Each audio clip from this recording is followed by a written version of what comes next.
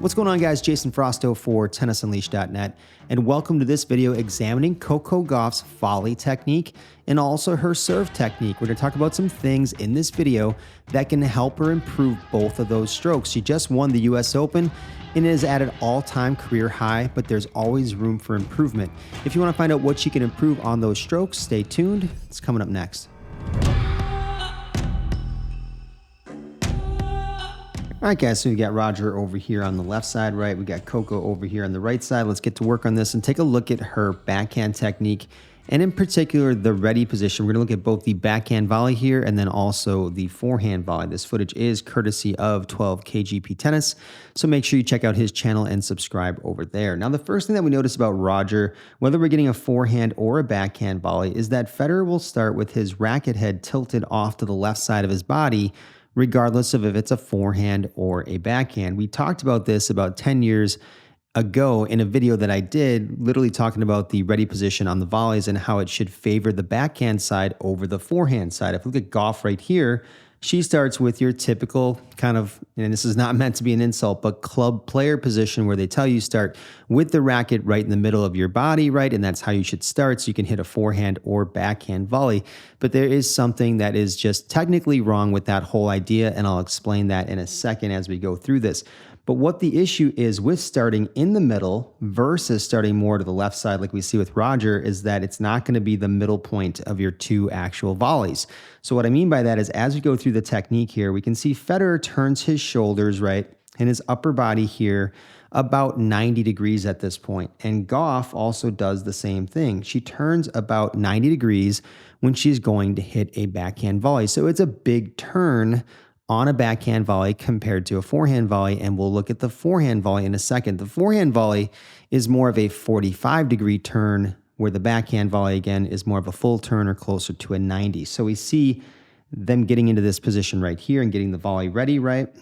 And then from that position, guys, we'll keep our eyes on contact itself.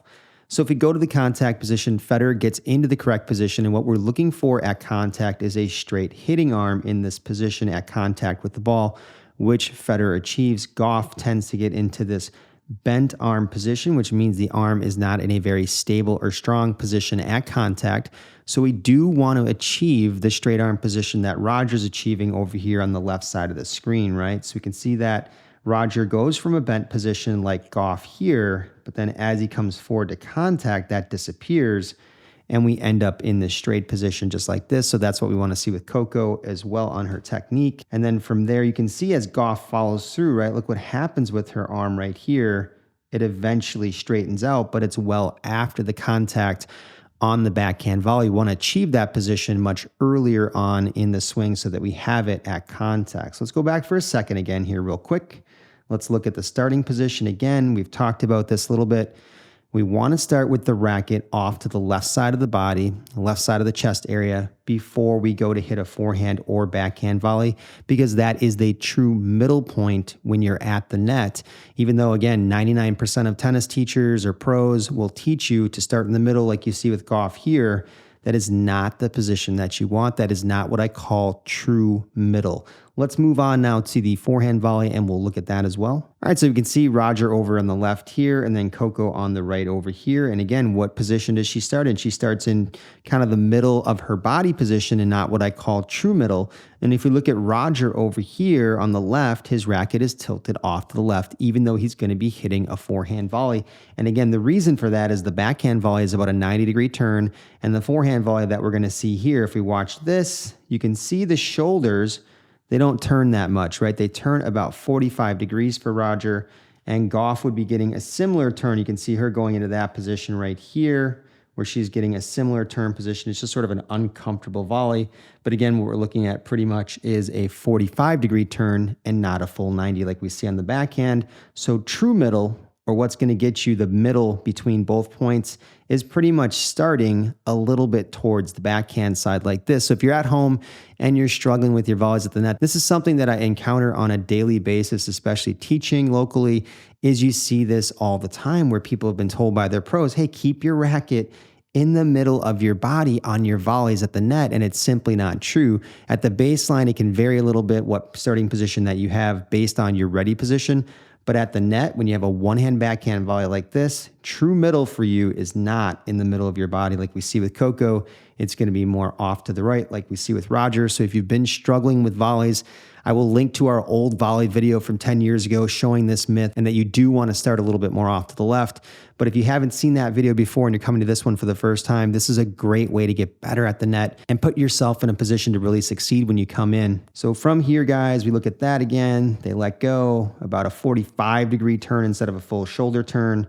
And then from there, we see the contact point. She did get a little jammed on this one. That's okay. We were really more focusing on the ready position and that 45-degree turn right there, okay?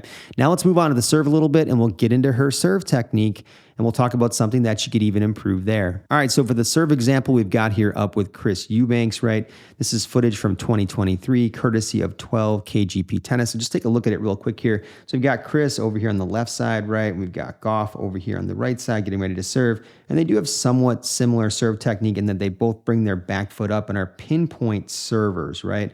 Obviously, there's a pretty significant difference in height with Chris being 6'7".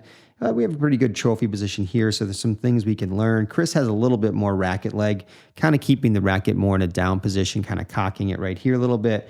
Gauff tends to get it up a little bit earlier right there at this point, but she's got a pretty good trophy position. And Coco really pops her serve really, really well. I was watching that final with Sabalenka and was really impressed by the MPH that she's getting on her serve. So she does have some good pop on it. But just coming from this position here, what we're really going to be talking about and looking at right from here, good trophy position, is really all about the pronation. Now, she actually has a little bit better racket drop than Chris does. You can see her hitting hand really gets down low and the tip of the racket drops down past the glutes. Chris doesn't have a giant racket drop on his serve. The tip doesn't get anywhere near his glutes. His hand doesn't drop as much as you would want to see, but Chris does have a really good flared out position, which is something I talked about a long time ago with Milos Raonic, Andy Roddick.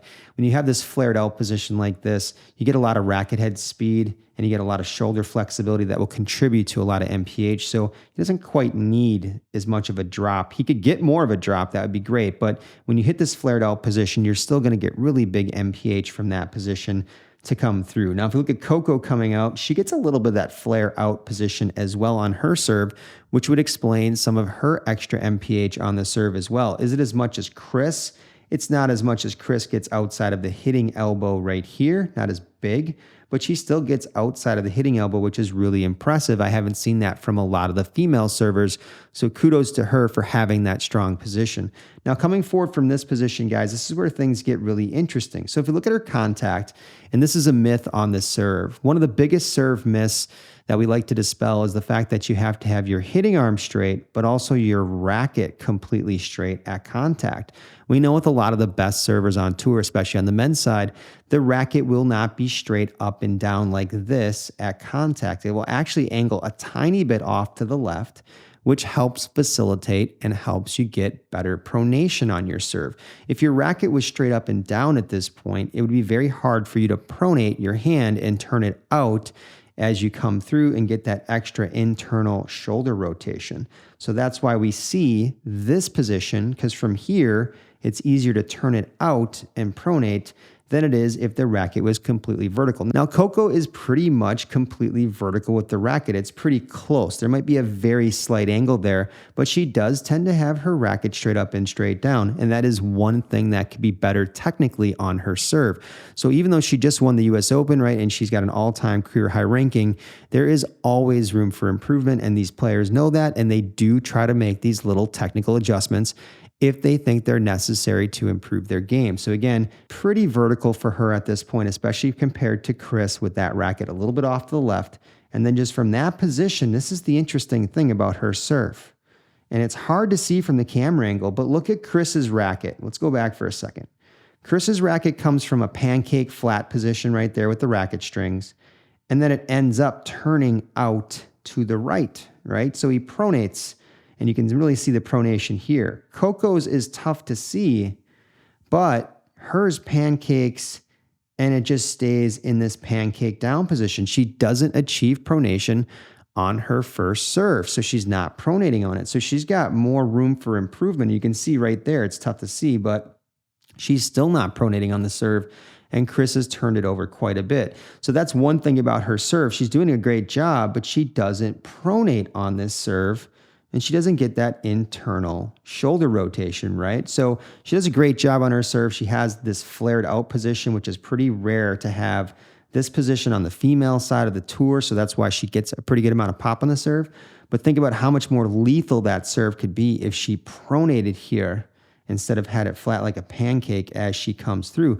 So hopefully her team or someone at the USTA, if they're helping her out at this point, will come through and take a look at that and get that fixed for her. And that'll help her serve better throughout the rest of her career and hopefully also help prevent injury. But at this point, that is missing from the equation. All right, guys, that wraps it up for this video on Coco Gauff's volley technique and also her serve technique and things that she can improve.